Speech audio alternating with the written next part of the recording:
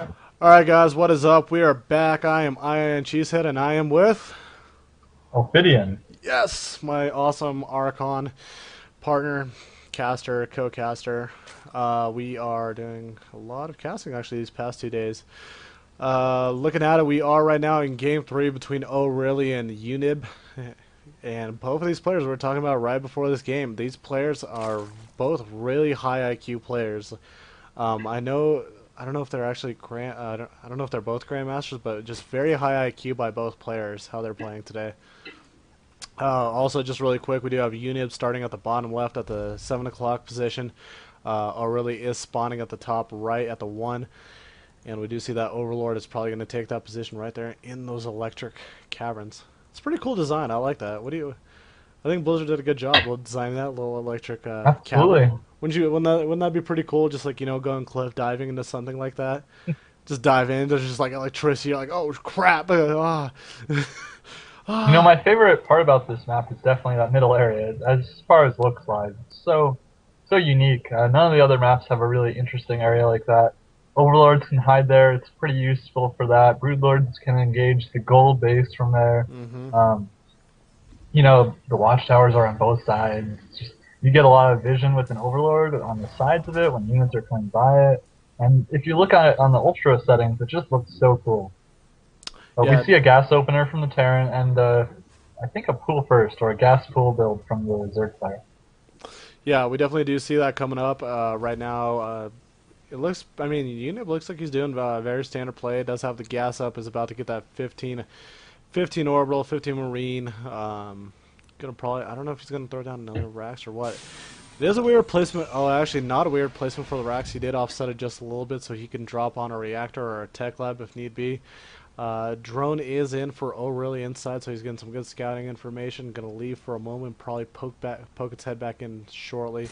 On the other side, though, Nib's getting his own type of scouting information too. Sees that there's nothing extreme, just one gas, and no hatch just yet. Right. And it looks like, sorry, it looks like we might have, well, I was just going to say a command center, but we do see a factory going down. We saw, 400 minerals, so that was kind of odd. I suppose he was just waiting for that barrack, or for that gas for the factory. We do see O'Reilly is putting a drone right there, and hatchery just went down right as I say that. So a little bit later, hatch metabolic boost is already upgraded, so speedlings will be up and ready by the time the hatch is out. I think that's actually a good strategy. I mean, if Zergs want to do better build orders, I think that's a better one to get that hatch later, get the speed upgrade first, so he could get those lings out and they could defend whatever is needed. I mean, as long as the pressure's not there, of course. Well, that Um, is definitely one of the safest builds a Zerg can do. It may put the Zerg slightly behind economically compared to a hatch first, and they won't have creep up right away. But those are not often as bad as just dying outright to certain rushes. So getting speed up is always good, and uh, you'll see on a lot of the two-player maps like Velna Caverns here, pros like Nesty and Losir will always do this kind of 14 gas, 14 pool type of build. They never want to just die outright. yeah, you definitely don't want to just die outright. Looking right now, Roach Warren is getting dropped. Huh, interesting. Okay. So, based on what he saw, I think actually this is a good reaction by O'Reilly. He's dropping the Roach Warren because the reactor is just, Nib is doing that standard play where he switches the factory over to the Oh, reactor. and we see two queens blocking off the ramp. It only technically takes one to block the ramp. Excuse me. Um, but with two queens, you can be absolutely sure that even if the queen is slightly off place, you'll be okay, and no Hellions will ever get through. And Now, look at the high IQ play. He, instead of losing exactly. that drone pulling out, he makes it an extractor. But oh, unfortunately, these queens are kind of getting roasted right now. And this is one thing that the new patch will actually change, because the vision up the ramp will not allow Hellions to just poke at the queen like that. That is something that will actually help quite a bit for players who defend Hellions like that. Yeah, something like that. But I think it's that kind of patch improvement. That's actually going to be a lot better for PvP play too. Absolutely. Stalkers can't poke up there and kind of take little cheap shots right up top of the ramp. So it's going to be. I think that's actually just an overall good improvement for the game. It's going to allow for maybe a few longer games, a little bit more strategy-wise. You can't just sit at the bottom of the ramp just poking shit. I agree. I think, you know, in general, this game has a little bit of a lack of defender's advantage in some cases, and vision up the ramp is definitely one of those cases that, you know, you just, if they can see up your ramp and start attacking you before they're even up the ramp, that's not really great for holding the ramp.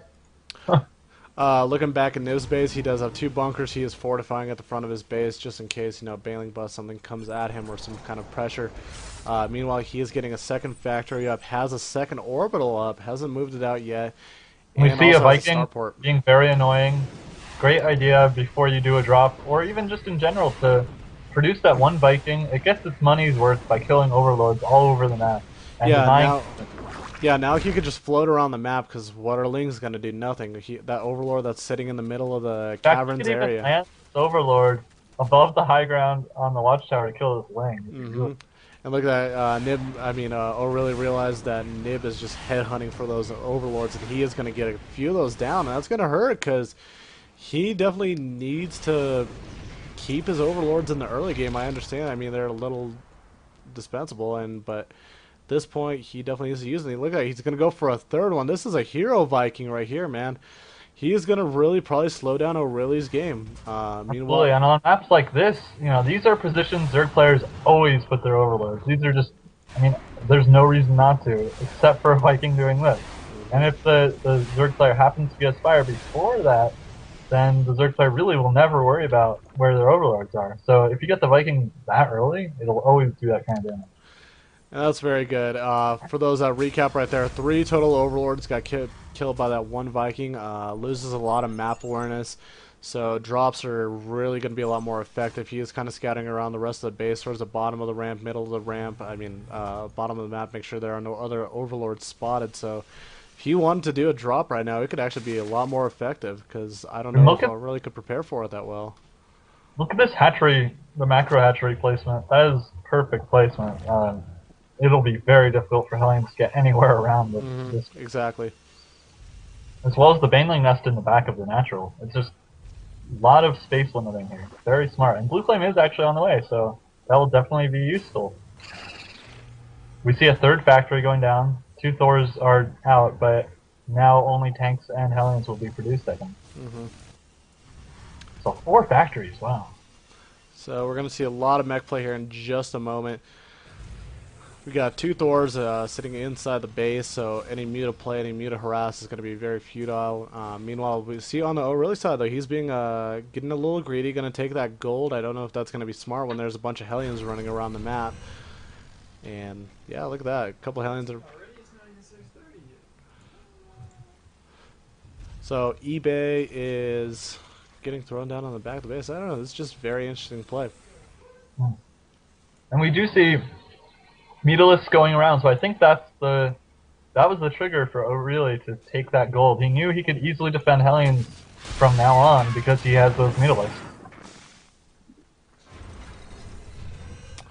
We do see that O'Reilly is kind of running around the map. He's forming Banelings at the beginning, and he's going to try to flank this weak side. That little funnel at the bottom where the Terran's located. Nib, though, very smart, has a couple supply depots there prepared for it. And we have a very nice wall-off and positioning of units from Nib. I think these tanks are so well positioned, and the Thor even in the mineral line. This is very, very smart. The bunkers are well placed as well. They will attack basically anything around the command center. And here's a third command center coming up. So really, Nib is in a great position. He could take this gold very soon, I'm sure.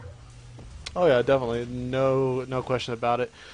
Nib is looking in a great position, unit-wise, economically. The only thing I am noticing is O'Reilly is doing a great job creeping all over the map. He's got a lot of creep spread, so he can move a lot of units very quickly all across the map if he wanted to. That's true. His creep is almost at the gold even of Nib. Yeah, Nib needs to start maybe kind of poking in there, trying to take a little bit of that out, because he actually just took out a creep tumor. That was great. Because O'Reilly really just pretty much recovers most of his... and if you look at the gold... Oh! Drones almost went down, but the Hellions just did not do the right job. Yeah, They were very oh man. so many drones. I think that's fine. I mean, he did line up the drones, but he had enough units there already to quickly take care of the Hellions. So Yeah, that would be the only time I would suggest for players ever to line up your drones, if there ever was a time, is when you actually have your defenses like right there to help you defend and distract from direct damage. Yeah, still very risky, but there were only 2 Hellions, so he knew he could take him out quickly enough it wouldn't be a problem. And I think this gold will probably go up fairly soon. I think the tank count is high enough that Nib feels comfortable going towards the gold, and here we go. The command center is moving forward, a sensor tower is going down. He is definitely preparing to fortify his whole area, just as creep is expanding towards it, so very good timing. Yep, exactly, and it looks like O'Reilly is trying to plan to take a 4th base right here in the back, kill those rocks down, and just took the hatch. This should be fairly interesting. We do see, oh wow, I actually lost track of the tank count right now. Looking at the total tank count, we have 7 tanks, 6 Thors. So mutas are going to be useless. He's going to need to roll in some... Oh wow. He's going to need a lot of Thors. Yeah, there's a lot of Thors. He's going to need to roll in a lot of Banelings to kill off all of those. At the same time, this Thor in the main is actually walled in. I don't think he cares, but he also has 2 SCVs walled in from Spidey bows, and he just doesn't notice, I suppose. We do see those poor SCVs trap bouncing around. Get us out! Get us out! But I think that's fine, actually. Maybe, maybe that's a good idea, because in case he brings a big Mutaforce, he's got so much there. Yeah. And the armory, actually, repairing the armory might be important, but anyway, yeah. Let's see, there's 3 Mutalisks left. They're just poking in, trying to do some scouting, but I don't think it'll matter. He's getting his hive and pathogen gland, so he's just being very defensive. Yeah, I do like actually O'Reilly's army. It's getting really big. Creep is in a lot of the map. But the big problem is Nib has such a big mech army right now. He's got Hellions, he's got Marines in there. He's got about a total of what? He's got a total of 8 Thors with the 9th one popping out, 8 tanks in the front. He's got a planetary taking the gold. Again, Nib is going to try to kind of poke at the back here of the base where the little funnel is, but again, the supply depots are there. He's going to have to take that down first. Oh, he's going to bust it. Oh.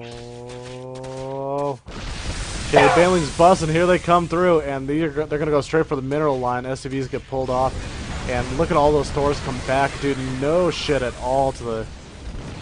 Nothing at all to them. Oh, wow. Excuse me.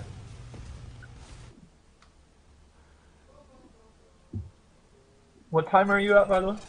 I am 17:51. Uh-oh. Uh-oh. Uh-oh, I misclicked. What happened? Misclicked really bad. Really bad. Okay, we're back. We're back. 17:51? Yep. Okay. Absolutely misclicked. Whoops. So one thing I want to note is that really what Terran should be doing is always get this planetary fortress up, but then you also want to go and deny the Zerg from getting a 3rd base or a 4th base.